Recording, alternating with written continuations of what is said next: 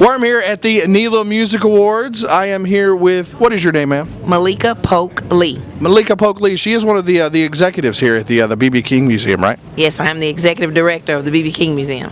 Executive director. My bad. Yes, that is exactly what she is. Now, we have a B.B. King display right here at the NELA Music Awards this year, and let me tell you something. This guitar right here, it's got Lucille on it. Is this the Lucille? That's one of the Lucilles. There were several Lucilles. All of these on the table are Lucilles. Yeah. Okay, so this is the first Lucille that was gifted to him by Gibson when they started to name the guitars Lucille. Yeah. And this is a special Lucille that has his portrait on it.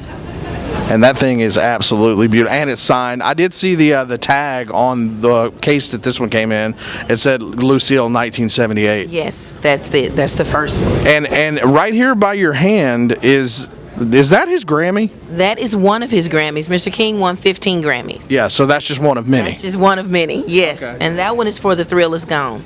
Wow. Okay. Awesome. Now, also are some suits back here. These are custom made suits that was made for him, right? Yes, those are custom made suits that Mr. King actually wore in performances. Yeah. Definitely looks like something he would have wore for sure. Yes, he liked to look good all the time. Yeah. You would never see him wearing just a T-shirt. He was always decked out, just full of color. Now, the B.B. King Museum. Where exactly is it? The B.B. King Museum is located in Indianola, Mississippi. Really? Yes. Indianola was claimed by Mr. King as home, although he was actually born in Berkeley, Mississippi, which is a few miles up the road from Indianola. Indianola is where he grew up as a young man. I knew that he was a Mississippi guy, but I didn't. Yeah, okay, all right, that makes a lot of sense. Now, did you know BB personally?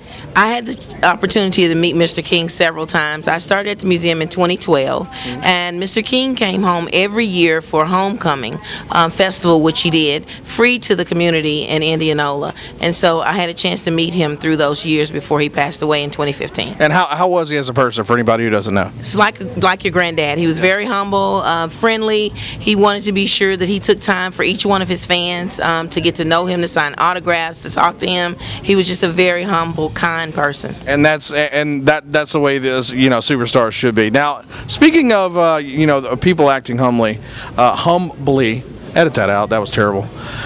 So, for any of the young kids out there that don't know who B.B. King is or who he was, how would you explain to, let's say, a 21-year-old that is not in that age range? If you were to explain to them who B.B. King was, how would you do that?